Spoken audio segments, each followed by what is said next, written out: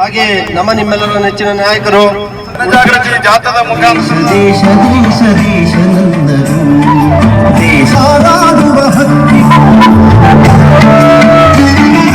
ವ್ಯಾಸ ಭಾಸ ಕಾಳಿದಾಸ ಬುದ್ಧ ಬಸವ ಕನಕದಾಸ ರಾಮಕೃಷ್ಣ ಪರಮಹಂಸ ಮಧು ಕೇಶವ ನೀಲಹಂಸ ತಾಯ ಮಡಿಲ ಉದ್ಯೋಗ ಖಾತ್ರಿ ಯೋಜನೆಗೆ ಒಂದು ದಿವಸಕ್ಕೆ ಒಬ್ಬ ಕೂಲಿಕಾರನಿಗೆ 175 ರೂಪಾಯಿ ಸಿಗ್ತಾ ಇತ್ತು. 175 ರೂಪಾಯಿ. ಇವತ್ತು ನರೇಂದ್ರ ಮೋದಿ ಅವರ ಸರ್ಕಾರ ಬಂದ ನಂತರ 375 ರೂಪಾಯಿ ಸಿಗುತ್ತೆ.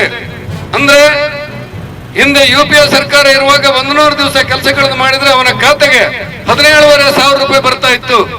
ಇವತ್ತು 125 ದಿವಸಗಳ ಕೆಲಸ 375 ರೂಪಾಯಿ ವೆಚ್ಚ. ಅಂದ್ರೆ ಇವತ್ತು ಒಬ್ಬ ಯಾರಾದ್ರೂ 125 ದಿವಸಗಳ ಕಾಲ ಉದ್ಯೋಗ ಖಾತ್ರಿ ಕೆಲಸಕ್ಕೆ ಹೋದ್ರೆ ಅವನ ಖಾತೆಗೆ 46,500 ರೂಪಾಯಿ ಬರ್ತಾ ಇದೆ. 46,500 ರೂಪಾಯಿ.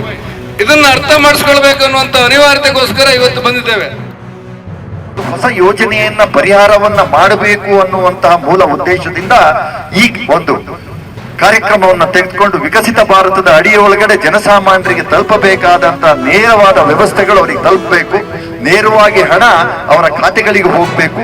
ಯಾರು ಮಧ್ಯಸ್ಥಿಕೆಯನ್ನು ವಹಿಸಬಾರದು ಅನ್ನುವಂತ ಮೂಲ ಉದ್ದೇಶದಿಂದ VBG ರಾಮ್ಜಿಯ ಕಾರ್ಯಕ್ರಮವನ್ನ ಯೋಜನೆಯನ್ನ ಮಾಡಿದ್ದಾರೆ.